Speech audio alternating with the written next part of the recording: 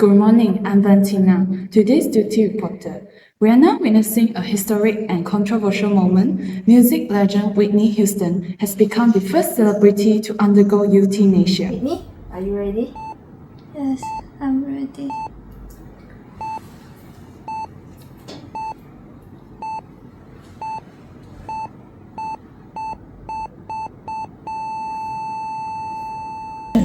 With this, a musical icon has taken her final bow.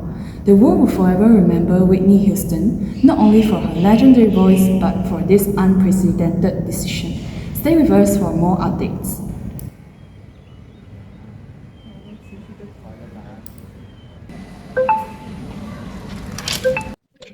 Oh, what?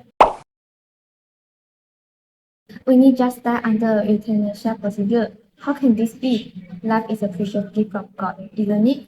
No one has the authority to take another person's life, even if they want to. Harry, don't you know she is suffering for the past 10 years? Why can't you understand her? This is her choice, the right to die. This reminds one of my friend.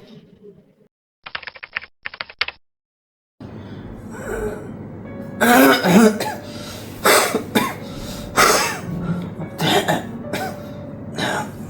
cannot live. Really pain. Fire already. This not getting very well. Can you let me go? I really cannot. Just let me go, and I can ease the burden of our family. No, Ray, you cannot give up. You are our son. You wish a white-haired person instead of a black-haired person. Zai, I know you have suffered so much, but you know, you still have your responsibilities, right? You're a father, also you're a husband. Your son needs you to guide him, to be his role model, and your wife also needs your support. A family must always stay together. But how can I be responsible for them if I'm barely alive? Zaya, life is precious. No matter how hard it gets, we will face it together. From a moral relativism perspective, I think it's a viable option. This is a matter of personal culture and beliefs, and everyone has the right to follow their own values. After all, in some secular countries, human rights takes precedence in such decisions. But if we say every culture and belief is equally valid, wouldn't that lead to a moral nihilism? Because some see euthanasia as murder, while others see it as salvation. So how can we determine what's truly right? Then, why don't we set a universal standard? Wouldn't that solve the moral ambiguity? They might eliminate the gray areas in morality, but it could also lead to a human right being neglected, or worse, euthanasia being abused on the vulnerable individuals to make premature unintended decisions. Since euthanasia is about ending life, it reminds me of abortion. After all, they're also about life. Just that one hasn't fully formed yet. What do you all think? A fetus is still alive, isn't it? I think abortion wouldn't it be considered as a murder still? I'm not saying abortion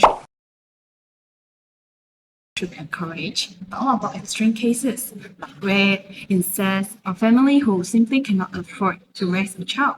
Could abortion, in this case, can consider a moral justifiable choice? Morality is relative. If abortion were completely allowed, it could be abused.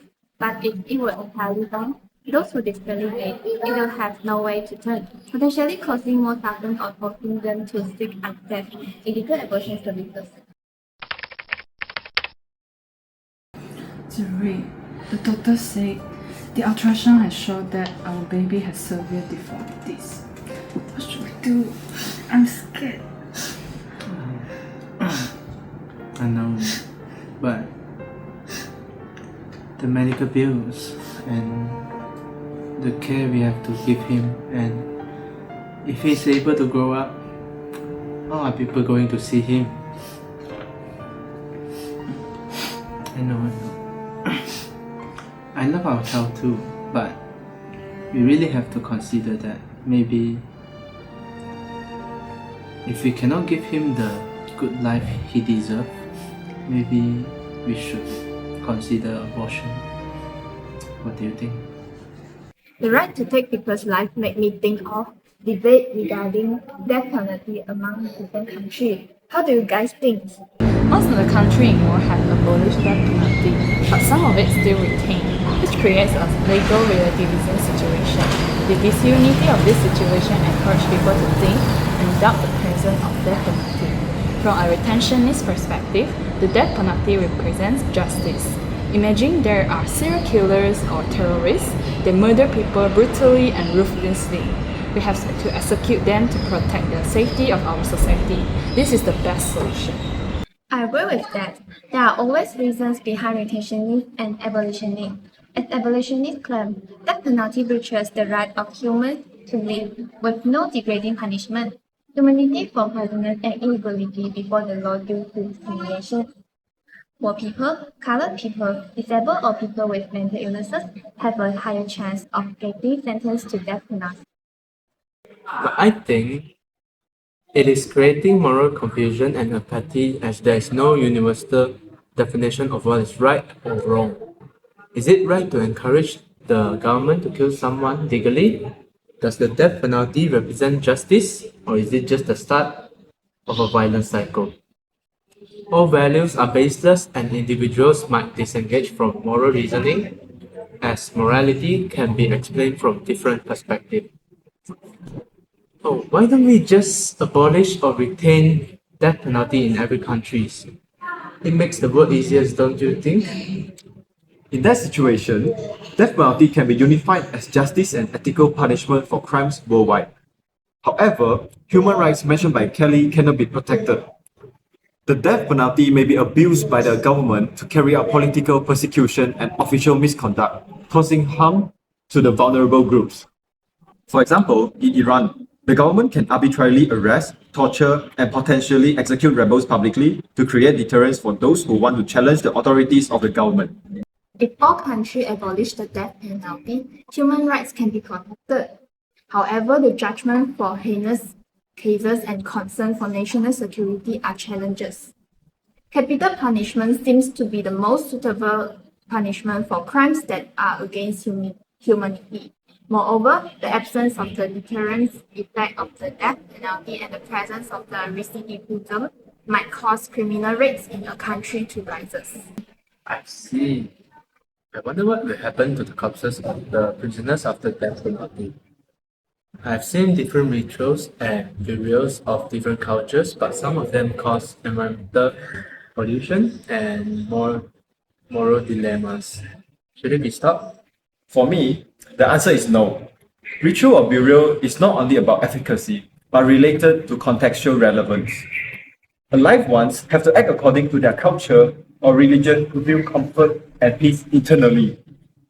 This reminds me of a movie called The Last Dance. In the movie, the protagonist, Dominic, was an agent of the funeral parlor. During one conversation with the Taoist priest who performs the traditional funeral ritual, Break Hell's Gate, he told him that not only the souls of the dead ones needed to be transcended, but the soul of the living ones should also be transcended. Living in this complex world, it might feel to be living in hell too. It sounds reasonable, but it may cause chaos and quarrels between people. If the couple has a different religious background, when one dies without prophets, the funeral should be performed in ritual ways. Quarrels might happen during discussions between family members of that one and his or her spouse. Who has the final decision? Yeah, but the environmental pollution due to different burial ceremonies should not be neglected too. Caskets filled with chemical and often contain metal and plastic fittings, causing soil pollution and unsustainable consumption of urban land. This cremation process releases carbon dioxide and other emissions, causing critical air pollution. Thousands of people may die every day, and it creates unlimited pollution on our Earth. I think a universal funeral guideline should be made to minimize pollution. Although pollution is a concern, How should we standardize the funeral guideline among different cultures in this world, which all have their unique perspective regarding the after death? This is where cultural imperialism may happen. When people can't decide on something, countries that have powerful and intrusive powers will try to embed their culture forcefully into others and create a universal guideline, causing Eurocentrism and the loss of other cultures. We have discussed a lot of relativism topic regarding life and death. By discussing the strengths and limitation of moral relativism and universalism in different topics, and we had our conclusion. Here are some take-home messages. In my opinion, a hybrid mechanism could be applied as a solution in the debate on euthanasia, which is to draw a baseline universal floor with a minimal standard, plus a cultural ceiling for relativism's cultural sensitivity. A universal floor could be no coercion and informed consent, while cultural sensitivity depends on each country's philosophy. With that, it could be helpful to address both compassion and protection in a globally diverse world.